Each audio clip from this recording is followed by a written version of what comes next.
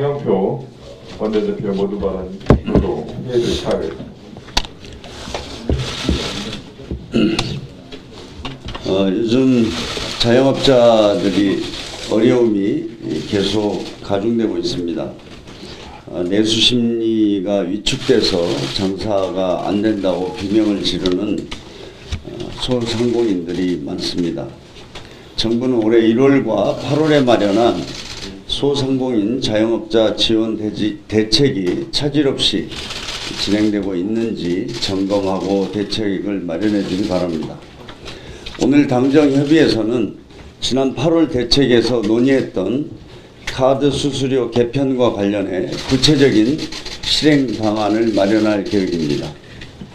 충분한 논의를 거쳐 소상공인과 자영업자들이 어깨를 조금이나마 가볍게 해드릴 수 있는 카드 수수료 인하 방안을 마련하겠습니다.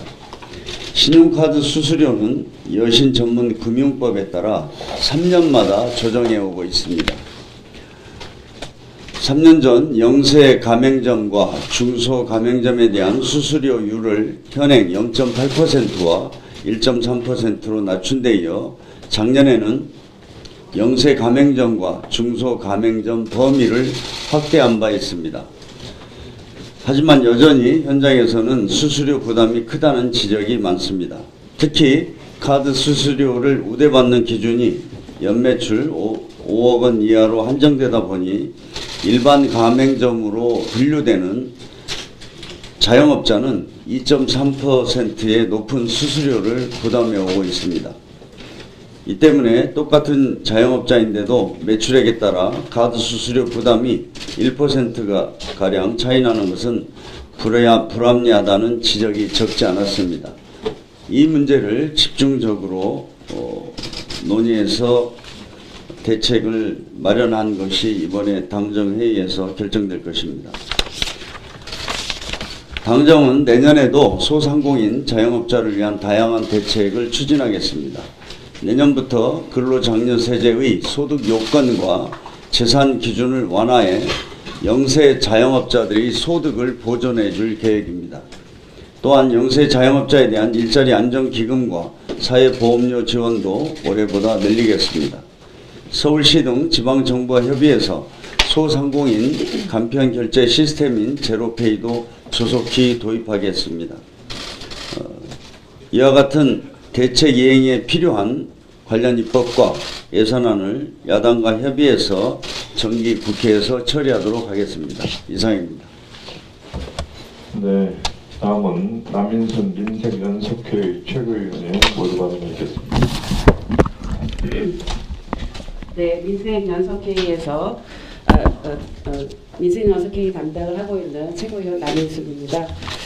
예, 저희가 민생연석회의에서 첫 번째 민생 과제로 카드 수수료의 어떤 불공정한 체계 개편을 선정을 했습니다. 그래서 그동안 여러 차례 당정 간의 실무적인 논의도 있었고요. 그리고 중소상인 단체와의 간담회, 그리고 카드를 직접 사용하는 그런 상인이나 아니면은 또 소비자, 그리고 또 카드사 노조들과의 간담회를 가졌었습니다.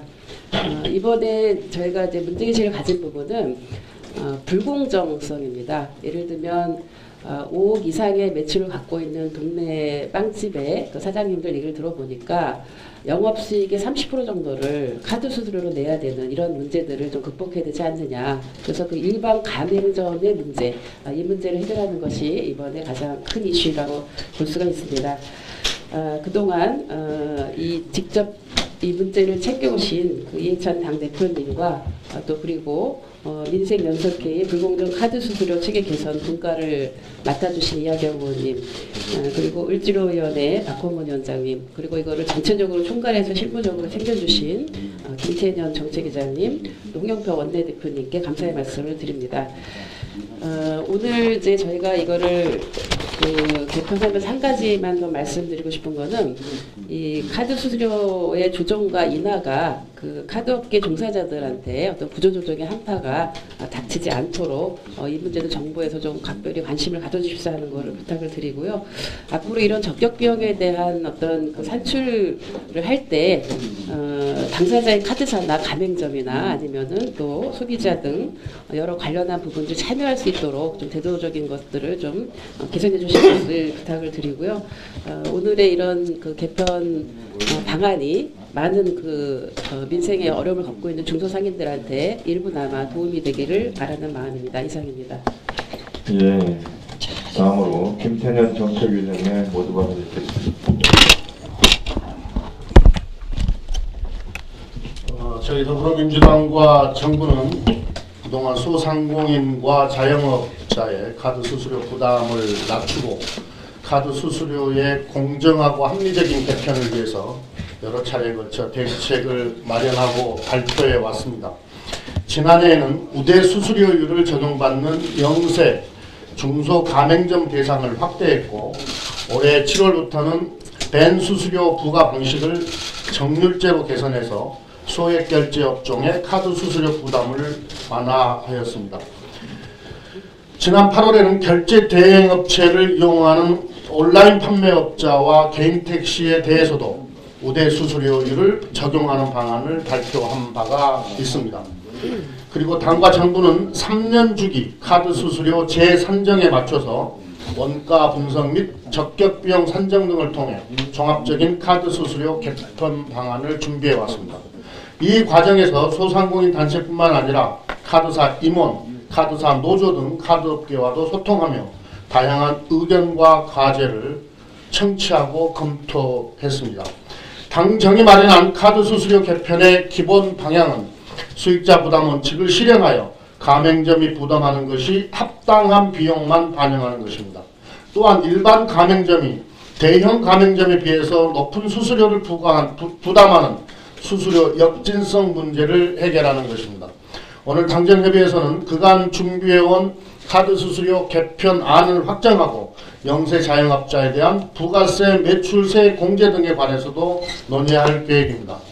당정은 카드 수수료를 공정하고 합리적으로 개선해서 소상공인과 자영업자의 부담을 완화하겠습니다. 아울러 카드사의 경쟁력 제고를 위한 제도 개선도 함께 추진해 나갈 계획입니다. 카드업계와 지속적으로 소통하며 카드산업 경쟁력 강화 방안을 구체화하겠습니다. 더불어민주당은 오늘 발표하게 될 카드 수수료 개편 방안과 세법 개정 등이 신속하게 추진될 수 있도록 적극 지원하겠습니다. 감사합니다.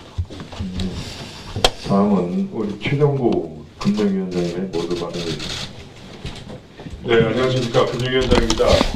무엇보다 먼저 김영표 원내대표님과 남인승 최고위원님, 김태년 정책위의장님, 그리고 민병두 정무위원장님을 비롯한 많은 의원님들께서 아침 일찍 이렇게 당정협의 기회를 마련해 주신 데 대해서 깊이 감사드립니다.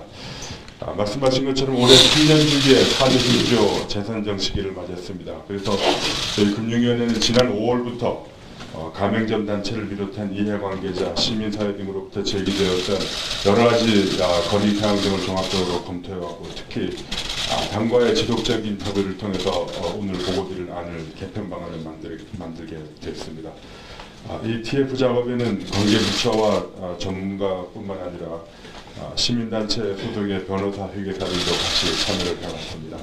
이번 개편 방안은 무엇보다도 카드 수수료 원가 산정을 최대한 객관적으로 하고 이를 토대로 해서 가맹점 간의 비용 부담을 보다 공정하게 하는 데 중점을 두었습니다.